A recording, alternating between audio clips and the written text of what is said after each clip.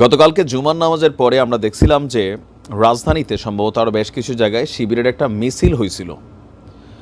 প্রায় 16-17 বছর পরে এত বড় বিশাল মিছিল হয়েছিল। ইভেন আওয়ামী লীগের ফেব্রুয়ারি জুড়ে যে কর্মকাণ্ডের ঘোষণা করা হয়েছে সেগুলোকে প্রতিহত করতে, ইভেন ছাত্রলীগকে প্রতিহত করতে রাজপথে থাকবে শিবিরের নেতাকর্মীরা। এখন ছাত্রলীগকে আসলে কতটুকু প্রতিহত করতে পারবে ইসলামী ছাত্র শিবিরের নেতাকর্মীরা?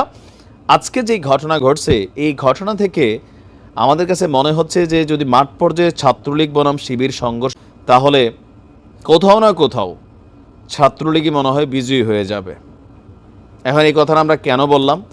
একসময় নিষিদ্ধ শিবির তো ছাত্রলীগের মধ্যে একটা সংঘর্ষ অলরেডি হয়ে গেছে। আর এই সংঘর্ষ হয়েছে কোথায়? ইন্দুরকানী উপজেলায়। কারা কারা আছেন ওই এলাকার? ইন্দুরকানী উপজেলার বালিপাড়া এলাকায় নিষিদ্ধ ছাত্রলীগের হামলায় ছাত্র শিবিরের 3 কর্মী অলরেডি আহত হয়ে হাসপাতালে চিকিৎসা নিচ্ছে। শুক্রবার 31শে জানুয়ারি রাত 9:30টার দিকে উপজেলার বালিপাড়া ভূমি অফিসের সামনে এই ঘটনাটি ঘটে। হামলাকারীরা সবাই ছাত্রলীগের কর্মী বলে জানায় উপজেলা ছাত্র শিবির। হামলায় যারা আহত হয়েছেন তারিকুল ইসলাম, রিয়ান এবং সাইদুল ইসলাম, এরা সবাই ছাত্র শিবিরের কর্মী। ইন্দুরকানী উপজেলা ছাত্র শিবিরের সভাপতি আশরাফুল ইসলাম বলছেন, গতকাল রাত 9:30টার দিকে আমরা সাংগঠনিক কার্যক্রম শেষ করে বাড়ি ফিরছিলাম। পথেই আমাদের গতিরোধ করে ছাত্রলীগ এবং তারা আমাদের উপরে প্রকাশ্যে হামলা চালায়। আর বলছেন যে সারা দেশে ছাত্রলীগের কর্মীরা মিছিল করার জন্য প্রস্তুতি নিচ্ছিল, তারই অংশ হিসেবে তারা এই উপজেলায় মিছিল করার প্রস্তুতি নিচ্ছিল ছাত্রলীগের তারা কর্মসূচির জন্য। আচ্ছা, তো যখন শিবিরের নেতাকর্মীদেরকে দেখছে পাত্তাই দেয় নাই, তাদের উপরে দেশীয় অস্ত্র নিয়ে ঝাঁপিয়ে পড়ে।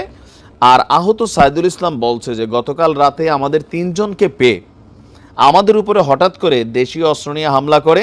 এর আগে আমাদেরকে ফেসবুকে বিভিন্ন ধরনের হুমকি দিয়ে আসছিল, গত রাতে আমাদেরকে পেয়ে সেই হুমকির বাস্তবায়ন করলো। ওসি সাহেব বলছেন যে আমরা এই ঘটনা শুনছি, কোনো অভিযোগ পাইনি। আহতরা দাবি করছে সবাই ছাত্রলীগের কর্মী। আর এই ঘটনার পর এটা নিয়ে আবার শিবিরের হাই অথরিটি যে কেন্দ্রীয় কমিটি আছে সেখান থেকে ব্রিফ আসছে, লোকালি এটার প্রতিবাদ হয়েছে। ছাত্রলীগের নেতাকর্মীদেরকে কেন গ্রেপ্তার করা হচ্ছে না সেটা নিয়ে কিন্তু প্রতিবাদ করা হচ্ছে। ইভেন গতকালকে শিবিরের একটা মিছিলের পারসেপশনে এটাও ছিল যে আহত যারা নিষিদ্ধ ছাত্রলীগের যে সকল নেতাকর্মী আসামি তাদেরকে পুলিশ কেন গ্রেপ্তার করছে না, এটা নিয়েও কিন্তু আমরা চট্টগ্রামও দেখছি একটা মিছিল হয়েছে, তারপরে কালকে আরও বেশ কিছু জায়গায় মিছিল হয়েছে। এখন ছাত্রলীগ বনাম ছাত্র শিবিরের এই যে লড়াই সংগ্রাম, এটা কি পজিটিভ নাকি নেগেটিভ? তো কিছু কিছু এলাকায় এমনও হচ্ছে ছাত্রলীগের কোনো নেতাকর্মীকে পাইলে বিএনপি এবং শিবির মারধর করছে, পরীক্ষার হল থেকে টাইনা হাসড়ে বের করে পুলিশের হাতে তুলে দিচ্ছে, অনেকে সন্ত্রাসী তাদেরকেও দিচ্ছে, আবার অনেকে যারা নিরপরাধ কোনো কারণে ছাত্রলীগ করছে, এই সার্জিস যেমন এখন বলে যে ভাই আমি তখন চিপাই পয়রা করছি। তো এরকম অনেকেই চিপাই পয়রা করছে, বাট এখন চিপাই পয়রা করছি এসব কথা দিয়ে লাভ হয় না, এদেরকে মারধর চলে।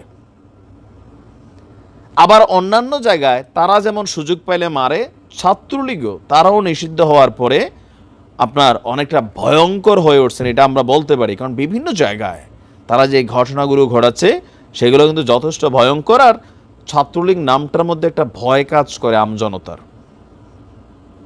শেখ হাসিনা ক্ষমতায় নেই, কিন্তু ছাত্রলীগ নামটার মধ্যে একটা ভয় কিন্তু মানুষের রয়ে গেছে। আর সেই ভয়কে যখন এইসব ঘটনা দিয়ে বাস্তব করে মানুষের মধ্যে আরও ভয় ঢুকে। তবে ছাত্রলীগের নেতাকর্মীদের উদ্দেশ্যে আমি এটা কথা বলতে চাই, আপনাদের এই সকল কর্মকাণ্ডে যেটা হয় কি যে চিরুনি অভিযান যেটা নামার একটু দেরি হয়তো, এটা কিন্তু শুরু হয়ে যাবে। এখন সরকারের পক্ষ থেকে ছাত্রলীগের নেতাকর্মীদের বিরুদ্ধে আওয়ামী লীগের ওই ফেব্রুয়ারি জুড়ে কর্মসূচি ঘোষণার পর একটা কিন্তু চিরুনি অভিযান চালানোর সিদ্ধান্ত আসছে। এতদিন হয়তো ওইভাবে মামলার আসামি হন নাই, এখন কিন্তু হয়ে যাবেন। ভালোবাসা দিয়ে মানুষের হৃদয়কে জয় করতে হবে। কারণ সমাজের মধ্যে দৃষ্টিভঙ্গি আছে কোনটা, যে আমি যখন মাইর খাই আমি অপরাধী হইলেও আমার প্রতি মানুষের সিম্পেথি আসবে, আর আমার যে মারছে সে শক্তিশালী না, দুর্বল হইলেও তার প্রতি মানুষের ঘৃণা আসে। শিবির দীর্ঘদিন যাবৎ মানুষের ভালোবাসা পাইছে, ছাত্রদলে একটা জায়গায় ছাত্রলীগ তখন এদেরকে মারধর করতো, তো মানুষ তাদেরকে পজিটিভ নিত, আহারে মারে। তো পরিবর্তন হতে হবে। কোথাও যদি কোনো অন্যায় হয় সেটা আইনের মাধ্যমে মোকাবেলা করবেন, আইন আছে দেশে। তো অনেকে বলতে চান আইন তো এখন ছাত্রলীগ দেখলে ধরে নেওয়া যায়। এগুলোরও আসলে একটু পরিবর্তন দরকার। যারা অপরাধী সন্ত্রাসী তাদের বিচার নিশ্চিত যেমন করা জরুরি, কিন্তু একজন নিরপরাধ ব্যক্তি ছাত্রলীগ করতো, যুবলীগ করতো, আওয়ামী লীগ করতো, করতেই পারে, তাকে ধরে নিয়ে মারধর করা, তার পরীক্ষার হল থেকে বের করা, তাকে রাস্তাঘাটে মব জাস্টিসের শিকার করা, আদালতে গেছে গ্রেপ্তার হয়েছে তার ওইখানে পানিশমেন্ট দেওয়া, এগুলো কিন্তু ঠিক না। এগুলাতে এই হিতে বিপরীত হচ্ছে, রিয়েকশন হচ্ছে। কারণ বিভিন্ন জায়গায় ছাত্রলীগ দেখলে মার দেওয়া হচ্ছে, তো ছাত্রলীগে পাল্টা প্রতিশোধ নিচ্ছে। এই খেলাগুলো বন্ধ হওয়া দরকার, নয়তো রাষ্ট্র স্থিতিশীল হবে না। ভালো থাকুন। আসসালামু আলাইকুম।